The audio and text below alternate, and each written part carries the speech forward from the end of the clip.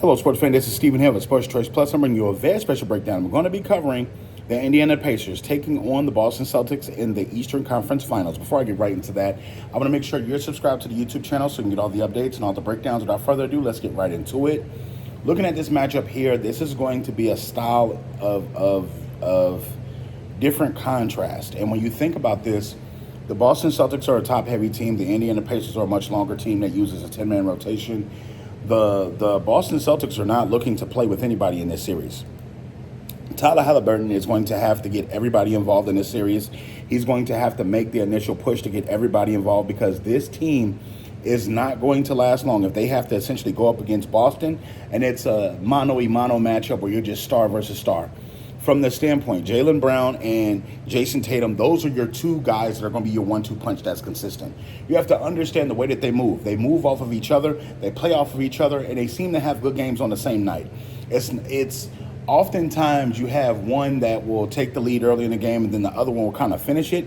We've seen as of late, Jason Tatum has been on fire. He's been wheeling and dealing and doing whatever he needs to. Jaylen Brown sometimes against the Miami Heat was going off.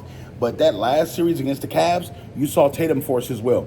Jrue Holiday is an interesting one because he's the third head to the snake. But you have to keep in mind, he doesn't have to go off offensively.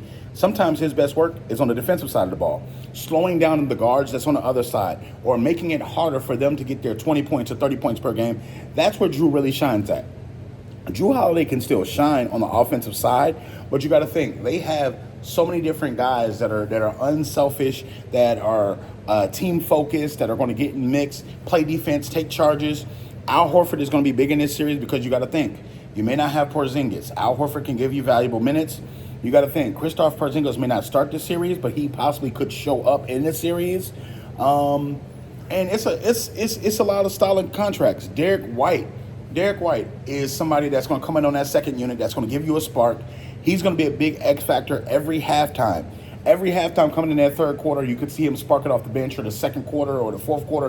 When he comes in, he has the green light to go off as well. So the Boston Celtics have a front running mentality. When they get the ball rolling, they offensively score well. They can get out and transition, they can rebound well, and their guards can transition from getting a rebound to shooting the ball up, and then boom, everybody's running, everybody's going. Indiana's best feature in this one is rebounding. If Indiana can rebound, Indiana can stay in this series. You got to think of the likes of who they have on their team that can really rebound. Obi Toppin is going to be big because he has to somehow slow down Jason Tatum defensively, but offensively, can he get his putbacks to be to where it's a respectable number? Can he get his garbage points to where it can offset? The Pacers bench is going to be the X factor for this one. Those five guys that come in off the bench, can they really get runs going? Can they really pick up the defensive intensity? And can they really play with the higher pace that the Boston Celtics want to play with?